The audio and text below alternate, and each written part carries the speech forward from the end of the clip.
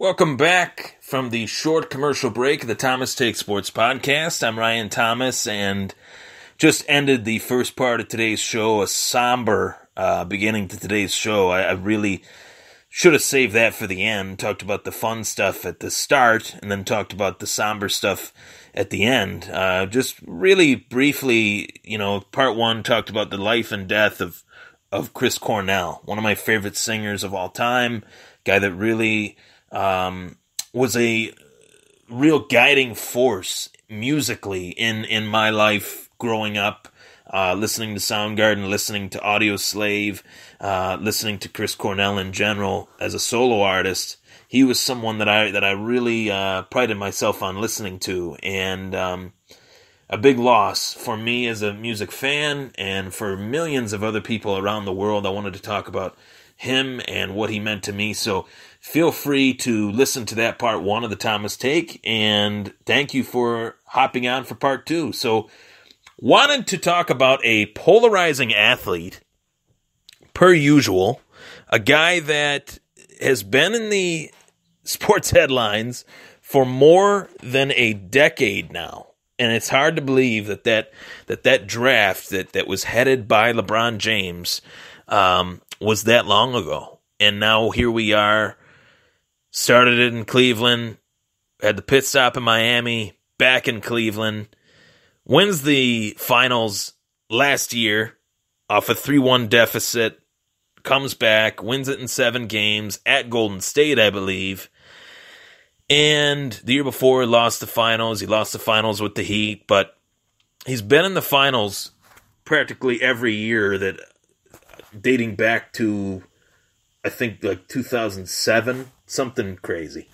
Probably should have looked that up before I started this, but I want to talk about how underrated LeBron James is, and I want to talk about why.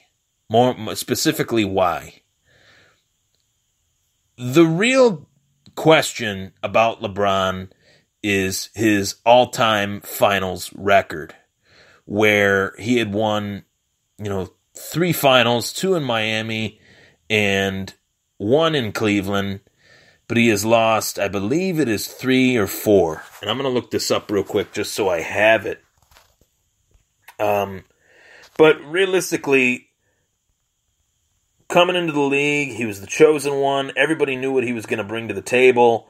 He comes in, plays at a high level, brings Cleveland basically to superstardom that they had never seen before, and it was all because of him. And the fact is, this is just insane that we are still talking about the fact that LeBron James is not where we think he should be. It's really silly. More silly than that is the fact that LeBron James wasn't even an MVP candidate in this year's NBA season. There were moments where he missed games, he rested, he basically sat out a few games, and the reporters would ask him the most ridiculous questions that you could possibly imagine about him sitting out these games. And obviously the reporters have a job to do. It's their turn to talk and ask the superstar.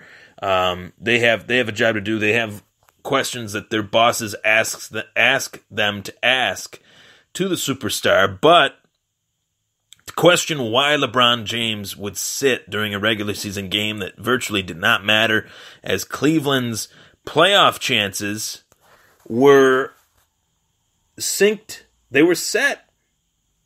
And I'm looking at the finals record of LeBron James.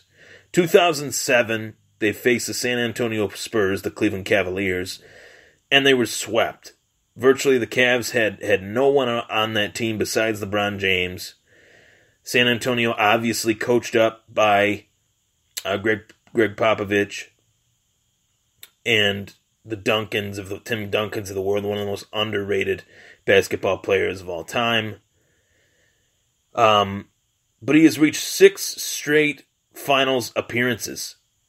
From 2007, and then he went in 2011 with the Miami Heat, losing in 6 to the Mavs. to the Dallas Mavericks, 2012 beating Oklahoma City in 5 games, 2013 beating the Spurs in 7 games, that famous 2013 finals with Ray Allen's jump shot. In 2014, they were then beaten 5 games by the Spurs. 2015, they lost to Golden State 4-2. And then in 2016, they beat the Golden State Warriors in 7 games. So he lost 1, lost 2, won 1, won 2, then lost 1, lost another, and won another. So basically, he's 3-4 in 7 NBA Finals. The fact that he has reached 7 NBA Finals, 6 of which in the last 6 seasons, to ask this guy why he would miss a meaningless regular season game when his team was cinched in the playoffs. Just think about that. This is not only a player that is the top of the bill in the current landscape of the National Basketball Association. This is a player that has done unprecedented things as a superstar of any sport in professional sports history since the departure of Michael Jordan himself. We have never seen a player do things in this era, in this kind of era in basketball, like LeBron James. He's the only one. There isn't another one on his level in this league currently. Obviously, Bill Russell, 11 championships, but that was dating back long ago. And, I mean, I think if Bill Russell was playing LeBron James one-on-one, I would take LeBron. I think he is the most underrated athlete in the history of professional sports because we have naysayers and nitpicking journalists that like to point out the fact that he's not a three-point shooter. They like to point out the fact that he doesn't have the best defense. They like to point out little nitpicky things because he is so far above and beyond everybody else that sometimes when he does make slip-ups and he does do things slightly the wrong way, it's magnified times 10. Ask Kevin Durant, why does he not have an NBA championship? Ask Russell Westbrook, why does he not have an NBA championship? Ask Tim Duncan why he couldn't get another NBA championship. Ask Steph Curry in his finest season ever why he did not seal the deal off a 3-1 series lead versus LeBron James. Fast forward a year later, the Warriors are who they are, but LeBron James is still, after playing a longer season than every player in the game for 6 straight years, he played at a high level. I believe it was last night or the other night against the Boston Celtics in this playoff series. The Celtics, gotta love them. I know I love me some Boston Celtics. Larry Bird, the storied franchise of the NBA, one of them for sure. But they have no chance in this series. The guys on MFST, Dan Schalk and Orlando Torres, talked about how far this series could go, along with Brandon Reed, who hosted the show. And they said that this series would not go beyond 5 games. Dan said it would go 6 games. I didn't think this series would even go 5 games. They are going to sweep the Boston Celtics. I thought that with or without Isaiah Thomas, and this is coming from a Boston Celtics fan. So this guy is on another level, and he's probably playing at the peak level that he's playing at right now because of the fact that he rested during the season. When all these journalists were asking him these idiotic questions as to why he would miss these late season games, late in the regular season, it was to rest for the playoffs. It was to get a 4th NBA championship. So this time he can be to the finals rested, and probably the fact that he has played a longer season than any player in the National Basketball Association the last 6 years.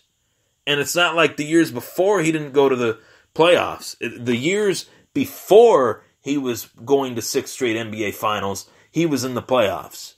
So virtually since 2007, he has had longer seasons in the NBA than everybody else. One of the greatest players of all time if he can get to the finals against Golden State and beat them again, he could arguably be the greatest ever. Yes, the greatest ever. I would always put Michael Jordan at number one because without Michael Jordan, there's no Kobe Bryant. Without a Kobe Bryant, there's no LeBron James. Michael Jordan changed the game of basketball, changed the game of sport, period. How to market yourself, how to build a brand for yourself, and be a big baller. Literally, without saying you're one. That's another story. But back to the subject matter, LeBron James, in my eyes, the most underrated athlete in the history of professional sports.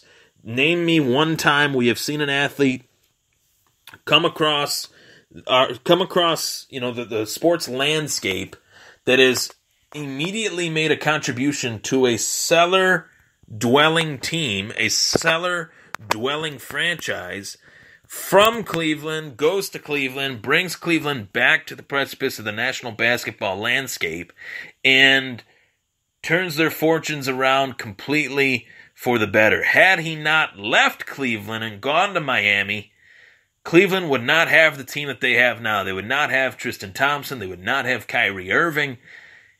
Him moving on, taking his talents to South Beach for the short time he had to play with Dwayne Wade and Chris Bosh, going to those NBA finals, winning two, I should say, allowed the Cleveland Cavaliers to get better. And then he came back to Cleveland, and all is well and good. He got them their NBA Finals championship with their back against the wall.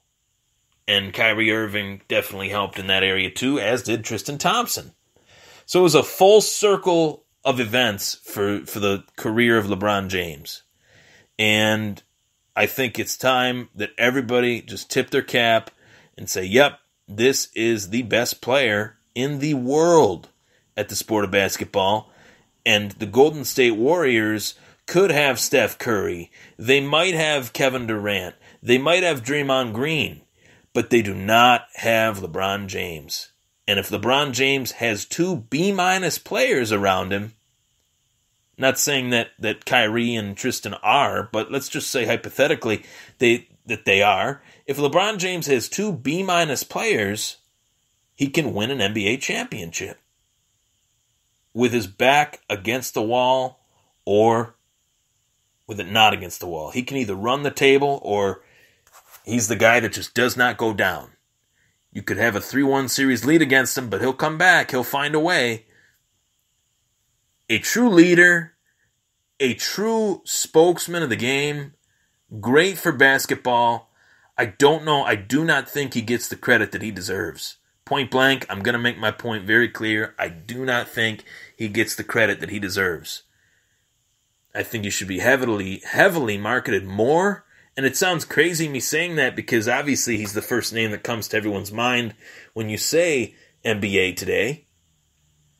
Tell me who you think about. LeBron James, obviously. But I feel like people don't appreciate him for the reasons that they should. Really look at his career. Look at what he has done. I don't care if he's lost 4 finals and won 3. He's been to quite a few. We'll just say that. I don't care if he has a winning all-time finals record or not. Doesn't matter. He's been to 6 straight NBA finals. He's been to 7 dating back to 2007. Unbelievable. Remarkable. And he has played some weak opposition in the conference, but I honestly do not think that it would even matter. I really don't. Excuse me. So that is how I feel. That in a nutshell is how I feel. I think eventually his body might hit a wall, being that he has played so many late seasons. Could happen in a year from now, could happen in 2 years from now, so they're really trying to go all in, trying to go back-to-back. Be even better if they could win the trilogy match versus Golden State, which I think they can, even with Kevin Durant. There are some guys that are just cut out for the postseason, and LeBron James is one of them. I don't know if Kevin Durant is, and I don't know if Steph Curry is. That's my take on the King, LBJ.